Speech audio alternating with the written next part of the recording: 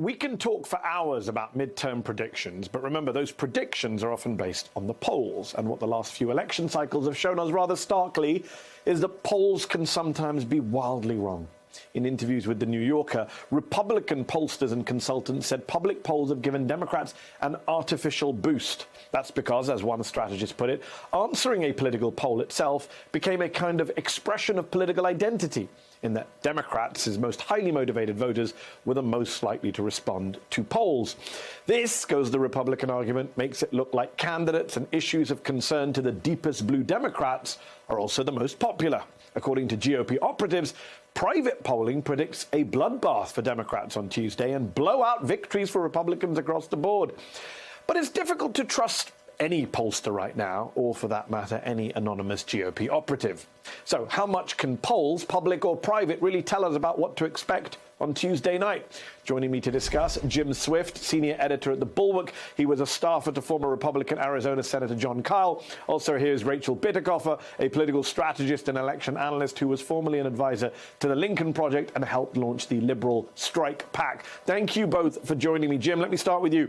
We're seeing some accounts that public polls lean Democratic, and also some accusations that GOP pollsters are so-called flooding the zone with not-so-reliable surveys biased to their side.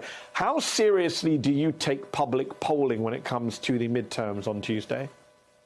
Well, I think 2016 broke polling in a lot of ways. I mean, if you look at Real Clear Politics, it used to be kind of a gold standard or place that aggregated polls. They've kind of made an editorial decision to kind of be an organ of the Republican Party. So for me, I tend to look at more neutral observers like The Economist. And The Economist, when they look at the average of polls and they have their statistics here, they're suggesting that this could be something where Democrats could have as few as 45 members and as many as 54, and Republicans could have as many as 55. I think there are so many toss-up races here, and we also don't know the degree to which kind of Trumpian MAGA Republicans are willing to lie to pollsters just for the the laughs. Just for the laughs, just to own the pollsters. Rachel, if Republicans aren't responding to public polls, if there is this non-response bias, how skewed then are these polls towards the Democrats, polls that show them 1 or 2 points ahead when in reality they may be several points behind? Well, believe it or not, pollsters have a very strong incentive to be accurate. So my guess is that we've been seeing adjustments in the polling after 2 cycles of underreported Republican support. My concern in this polling data is not that Republicans are underrepresented as much as potentially some of these partisan polls have been designed to flood the zone. And as Nate Silver just pointed out, the 538 average does account for partisan polls, but it still puts them in the model. It decreases their weight. And then he added on the little line, Democrats should probably do this too, right? So I'm more interested in hard data. And what we really do have is 2 stories. The polling data is suggesting that the Republicans have the advantage, but I really want to caution people to understand that in context. What they should be looking at is a generic ballot, at least 6 or 8 points in favor of Republicans. And with that, they would really be sized up to perform the way that the insiders are suggesting that their data suggests they might. And we don't see that. I mean, that's exactly what we saw in 2010, the most comparable midterm when Democrats were in power. And what we saw coming out of that cycle was the generic ballot hit October and just explode in favor of Republicans. There was no blue in the Real Clear average at all. So I really do think what we're going to look at here is some surprising outcomes. I think we're going to see the weight of strategy matter a lot. I think you see that in some of these races like Pennsylvania and Michigan, which were not struggling in a midterm, even though they demographically should. So I think we really should be thinking about how Democrats have already overperformed expectations, if anything. I think your dogs definitely agree with your analysis there. They are signaling their support for your take on the polls. Jim, is the GOP game plan basically to say, hey, we were leading in all those polls beforehand, so how did we lose on election night? It was stolen. I mean, it is obviously, I mean, we saw this in 2020.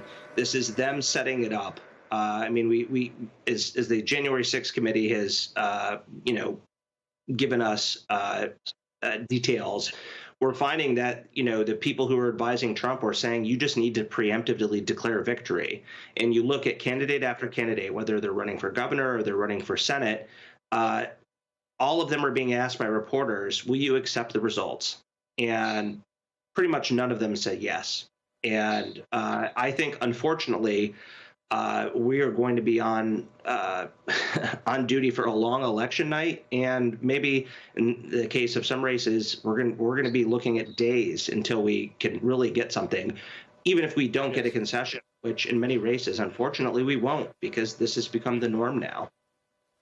Days in which people have time to cause mischief and spread misinformation. We know that Ron Johnson and Kari Lake are two prominent Republicans who have refused to accept the results in their races in Arizona and Wisconsin. Rachel, the 2016 presidential election notoriously shocked pollsters who largely expected a Clinton win. It's been half a decade since then. You mentioned a moment ago, pollsters have an incentive to be accurate. Well, why didn't they fix things for 2020? Because we've now had two in a row where they didn't quite get it right. Yeah, I mean, I think the 2020 polling was a lot more reliable. But here's the thing. We got to remember the polling in 2016 suggested that Clinton was going to win the popular vote, and she did. OK, they are not designed really to tell you the electoral college outcome. Where I think the most relevant polling miss for our discussion today and for people to be thinking about is actually the 2020 polling for the House. That was just like it is now, suggestive of a dominant day for the Democrats. They were going to have pickup seats, right? And they ended up losing 14. That was by every model, including my own and Nate Silver's. And so I really do think when you're looking at polling in the House, especially, it's a very unreliable indicator, and we should assume that Democrats are in the hunt because of the aggregate enthusiasm is equal, and the generic ballot is only a couple points advantage for Republicans.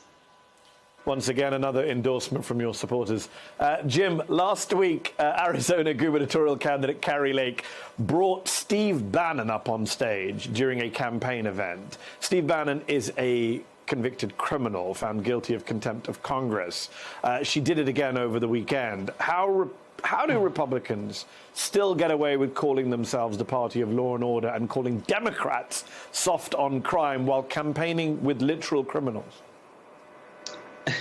Mitty, that's a very excellent question. I mean, the Arizona Republican Party that I worked for when I worked for Senator Jon Kyl from Arizona, his counterpart being John McCain, really took the they went to the mattresses against people like Kari Lake. I'm not even sure Kari Lake is actually conservative.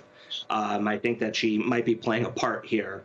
But if you think about the J.D. Hayworths and all the kind of what John McCain called wacko birds, the Arizona Republican Party used to be respectable. And now I think that in part because Arizona has a lot of retirees who don't face cancel culture as a result of supporting extremist candidates. I mean, Kari Lake said that she thought that Steve Bannon should be compared to George Washington. That's insane. That's literally the crazy sauce. And these folks eat it up. But, if you're a retiree and you can't lose your job anymore, I mean, there's just no incentive to be moderate at all. Yes. And so, unfortunately, I think Katie Hobbs has not run a very good campaign. I would like her to win. I think Kari Lake is a dangerous extremist, but unfortunately, Katie Hobbs is kind of cowered in the corner, and I'm just kind of disappointed in that.